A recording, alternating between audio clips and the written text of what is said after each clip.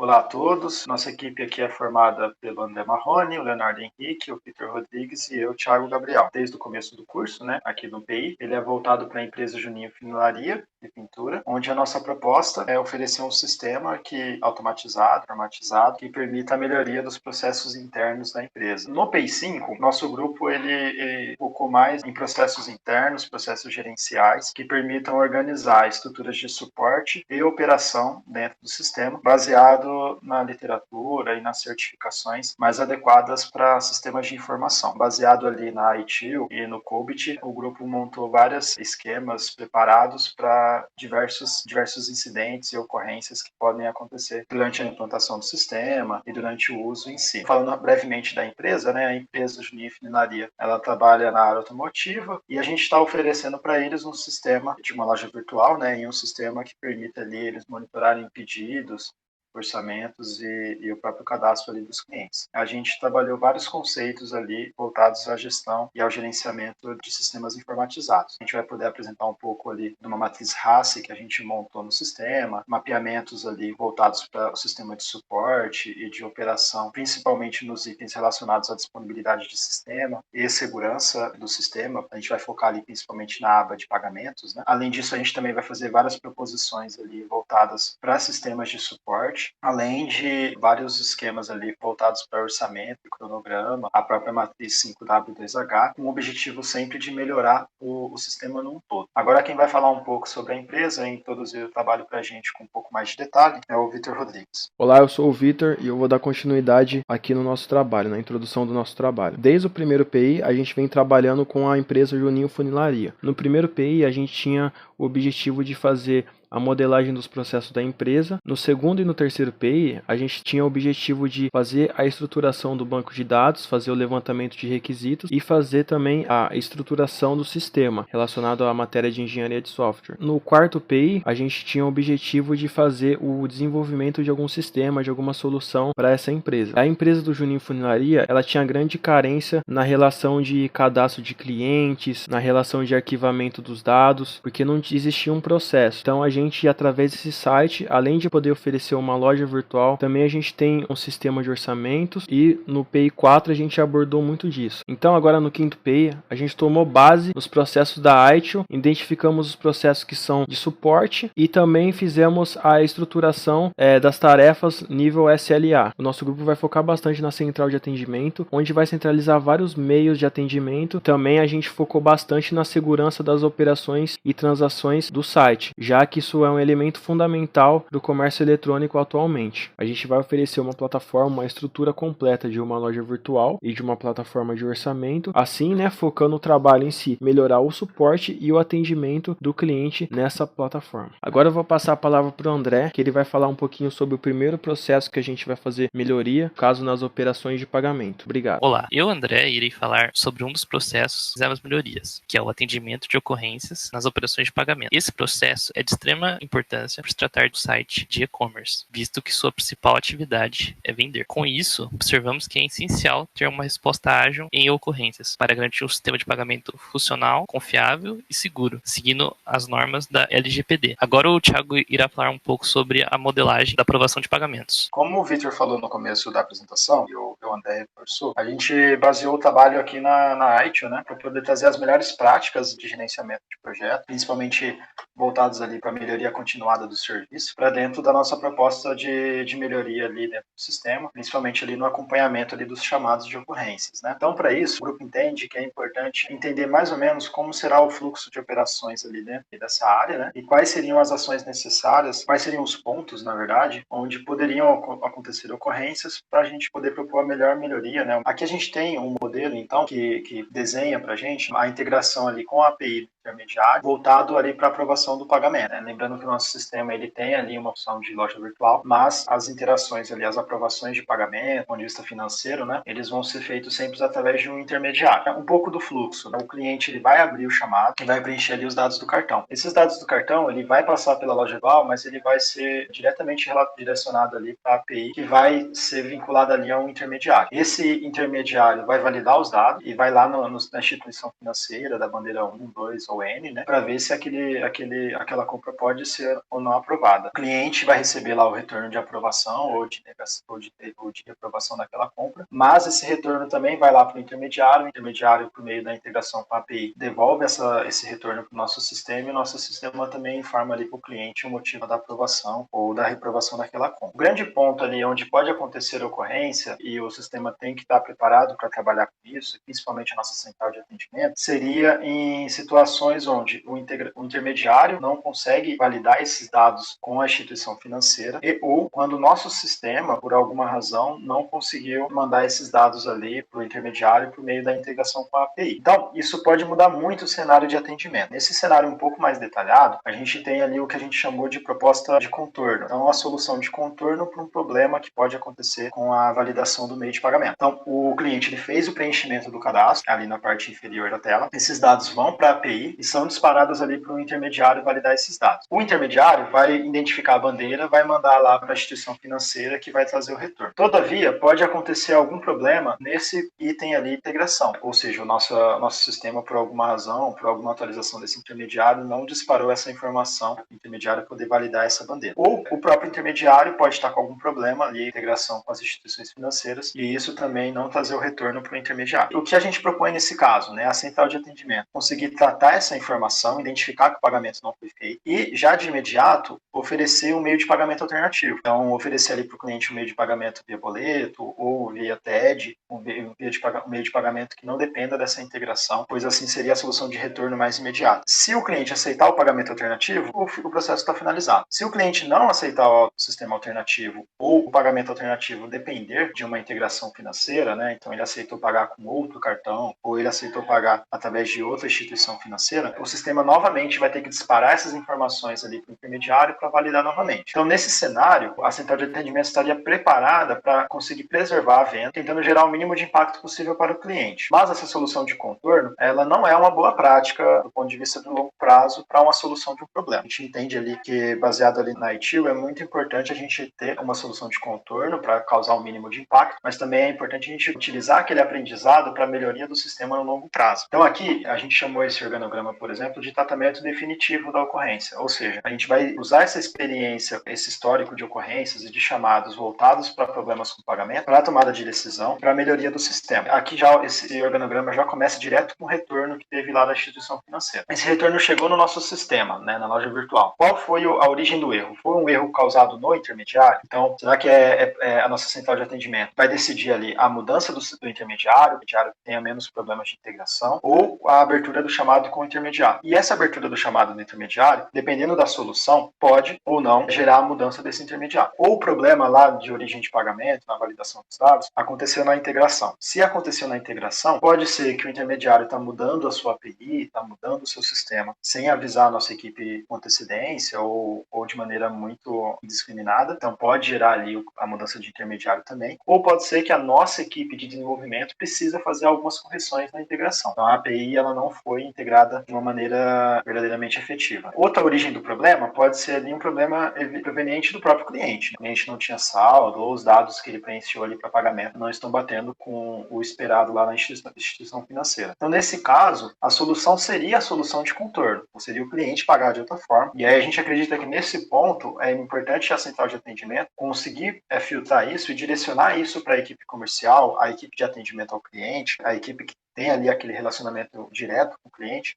para conseguir não perder a venda, né? Então preservar ali aquela venda, aquele negócio, com o menor impacto possível, sem o cliente se sentir constrangido, sem o cliente se sentir maltratado de alguma forma ali, porque ele não está conseguindo pagar aquele sistema. Além dessa falha na validação dos dados, a gente levantou aqui também uma outra hipótese de problema que pode acontecer na validação da compra, que seria a abertura do chamado do cliente. Nesse ponto, o Vitor vai dar um pouco mais de detalhe logo a seguir. Agora, como o Thiago disse anteriormente, eu vou falar sobre algumas ocorrências de falha nesse processo de pagamento. Vamos imaginar que o cliente ele está no momento de fazer o checkout, de finalizar sua compra, e acontece algum problema com o seu pedido, não finaliza o seu pagamento. Então, aqui nesse diagrama, né, o cliente ele vai fazer uma abertura de chamado, e aí a gente do suporte que vai receber esse chamado do cliente vai propor para ele uma solução de contorno, como que o Thiago disse anteriormente, ou pode emitir um outro boleto para ele, ou pode fazer uma opção de fazer uma transferência, um depósito bancário. Então, assim que a gente oferecer essa solução para o cliente, a gente vai interromper os seus pedidos que estão em andamento, assim evitando que seja cobrado 2 vezes na fatura do cliente, e depois a gente vai verificar com a plataforma que faz esse intermédio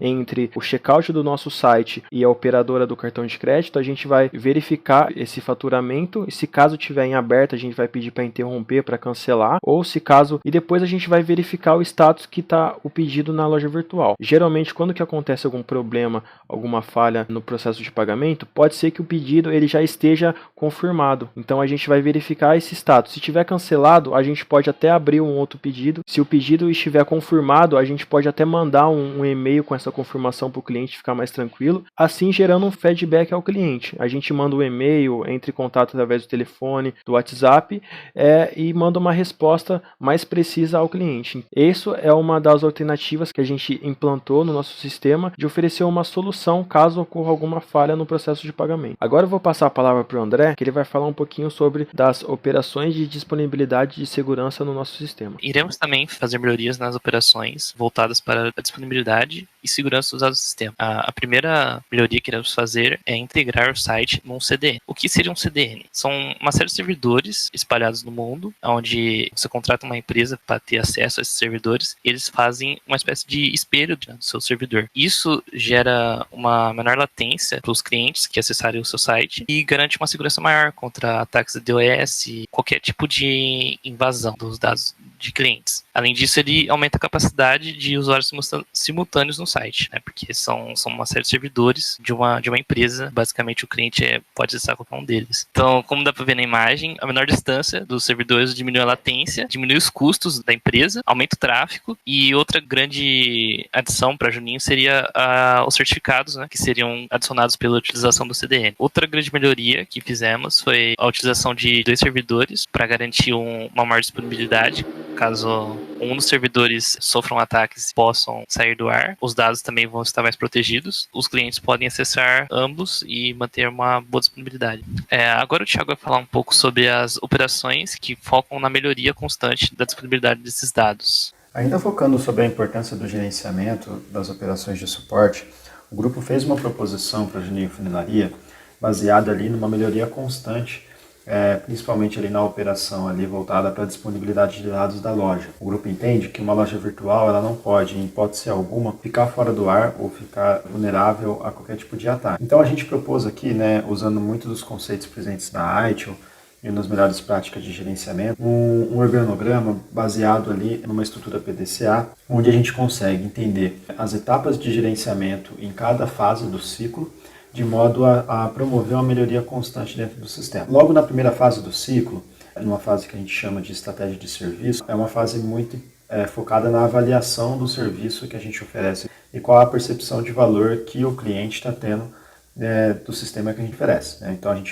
nessa fase é importantíssimo, por exemplo, avaliar a estratégia de negócio e ver se a Juninho Funilaria pretende permanecer com o sistema disponível. Além disso, avaliar o relacionamento com o cliente, ver se ele está satisfeito com o serviço, se ele quer continuar ou não. A disponibilidade financeira do cliente também, possibilitando ali aumento de investimento, aumento do catálogo de serviços, que também estaria diretamente relacionado ali à avaliação de escopo. E a gente tem também uma avaliação de demanda, voltado ali principalmente para ver se é necessário alguma intervenção no sistema, somente no que se refere aos serviços que a gente oferece. Na segunda fase do ciclo de operação na disponibilidade de dados, essas avaliações elas vão permitir ali processos de gerenciamento. Então, a gente vai verificar se o relacionamento com o cliente vai garantir ali a continuidade do serviço e o que a gente precisa fazer para melhorar, gerenciar ali a capacidade de armazenamento, se a gente pode expandir o investimento no sistema, dentro do sistema e dentro das suas funcionalidades, e gerenciamento também do catálogo de serviços, se a gente vai oferecer algo a mais dentro da plataforma ou reduzir algum tipo de serviço. Dentro ali da avaliação de demanda, por exemplo, essa etapa seria importante também para gerenciar aqueles intermediários financeiros, aqueles fornecedores, talvez ali com a expectativa de trazer ali a credibilidade desse intermediário para dentro do sistema, desse novo intermediário, ou oferecer ali um fornecedor um pouco mais qualificado, com um pouco mais de capacidade para atender a demanda da Juninho Funilaria. Na terceira fase do ciclo, que seria a fase de transição, aquelas tomadas de decisões que refletem mudança ou melhoria no sistema, elas necessariamente teriam que passar ali por fases de planejamento e suporte ali no período de transição, né? Essa parte é muito importante porque é necessário gerenciar essa mudança, oferecer treinamentos, oferecer materiais para a equipe da Juninho Funilaria e a equipe de suporte consiga absorver, né, todas as mudanças propostas. Após essas implementações, é importante também testar e validar se essas mudanças estão atendendo aquelas expectativas. Avaliando esse cenário, a gente volta para uma fase operacional, onde a gente volta a gerenciar sistema, gerenciar equipe, gerenciar chamados, de modo a gerar novos subsídios para melhorar, né, o gerenciamento ali dos incidentes, dos problemas, dos eventos, fluxo de acesso, sobrecarga do sistema, eventuais tentativas de ataque, né, ou fornecer esse tipo de material para a gente encerrar esse ciclo, entendendo se esse ciclo foi melhor do que o ciclo anterior e o que a gente pode fazer para mudar. Fez essa avaliação do ciclo, a gente volta novamente lá para a fase estratégica, né, onde a gente vai avaliar o negócio e viu ali as principais demandas do cliente. Ainda dentro do sistema, o grupo fez a proposição ali da Matriz RACE, né, principalmente tentando identificar ali as responsabilidades e a atividade de cada um dos stakeholders ali dentro da implantação do sistema e até da sua própria manutenção. O grupo propôs ali então a divisão em 4 grupos. Então a gente tem um grupo ali de liderança de projeto, e nesse grupo pertence ali, né, a gente colocou como membros participantes, né, o próprio patrocinador, a consultoria, que seria ali os membros da equipe, o time de implementação, que pode ser os próprios membros da equipe ou até um terceiro num caso de expansão. É importante focar que a maior parte das tomadas de responsabilidade pertencem a esses grupos, que é importantíssimo esses stakeholders participarem dessa tomada de decisão e serem responsáveis por ela. Ali, principalmente nesse grupo, você vai ter ali a origem do recurso e você vai ter os recursos materiais mais importantes ali para a garantia do sistema. Então, você pode ver que as responsabilidades ficam muito centralizadas nesse grupo, diferentemente do segundo grupo, o grupo que a gente chamou ali de escopo de projeto. No escopo de projeto vai ter os gerentes, os técnicos, conhecimento mais específico do sistema e até os membros do time ali também de implantação. Nesse grupo, as responsabilidades, elas são bem menores ou quase nula, mas a tomada de decisão, né, as aprovações, ela é muito presente. É esse grupo que vai tomar as decisões ali quando necessário, seja na integração de novas APIs, seja na hora de planejar ali o gerenciamento de equipe, planejar ali os chamados. O grupo vai focar muito nesse sentido. No terceiro grupo, a gente tem ali a equipe funcionais, né, que seriam os próprios desenvolvedores, o suporte técnico e o analista de negócio. Esse grupo é muito importante ali quando é necessário se consultar, né, o que o sistema está oferecendo, qual é o relacionamento do cliente com o sistema e o que está sendo operado ali no dia a dia. Apesar de, nesse grupo, ainda ter algumas tomadas de decisões, principalmente ali dentro do analista de negócio, como ele vai estar o tempo inteiro levantando os requisitos com o cliente, identificando ali o que está acontecendo, se os clientes estão conseguindo fazer as suas compras, etc. Ele vai ter muitas informações à disposição para tomar uma decisão mais veloz e eficiente ali para a melhoria do sistema. No terceiro grupo, a gente tem os recursos externos, que seria ali o intermediário financeiro, os servidores, os intermediários ali de API, né, os integradores de API de suporte e até eventualmente uma consultoria externa. Dentro desse grupo, com certeza, ali haveria muito mais tarefas voltadas para consulta ou informação, e dependendo da resposta ali que a gente tem nesse grupo externo, a tomada de decisão, obviamente, ficaria centralizada ali nos stakeholders internos, no patrocinador, a própria equipe ali de consultoria que está propondo ali a implantação do sistema. Agora, falando um pouco da nossa central de atendimento, eu passo a palavra para o Victor. Agora eu vou falar um pouquinho sobre Desk Manager. O Desk Manager foi uma das ferramentas que a gente propôs para fazer essa automatização e esse controle dos chamados pelo nosso site. O Desk Manager, ele é um help desk. Ele tem várias ferramentas que facilita para fazer essa centralização desses chamados. Uma das suas ferramentas é a própria ferramenta chamada Chamado, da onde vão vir os chamados, as requisições, vai vir requisição do chat, vai vir do WhatsApp, de outro canal, pelo e-mail. Então aqui que a equipe vai trabalhar resolvendo os chamados e as pendências que tem no sistema. Existe também uma ferramenta de tarefas, que é uma espécie de um Kanban, como se fosse o Trello, só que essa ferramenta aqui ela é integrada com o sistema. Ele tem também a ferramenta do SLA, que é uma ferramenta que permite a configuração dos prazos, que permite a configuração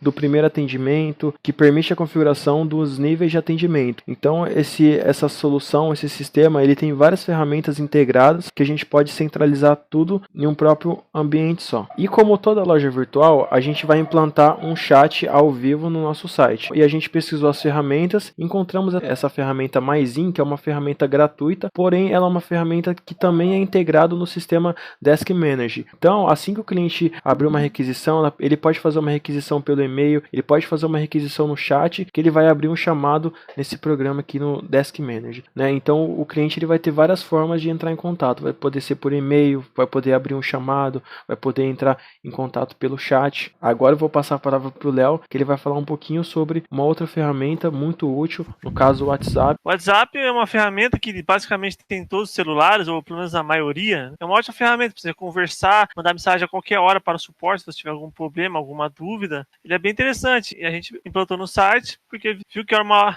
ótima ferramenta para melhorar nossa conversa com o cliente. E também a gente implantou um plugin do WhatsApp no site, onde você clica nele e vai direto conversar com o suporte, que facilita a vida do cliente. E agora eu passo a palavra para o André, que ele vai falar sobre o orçamento.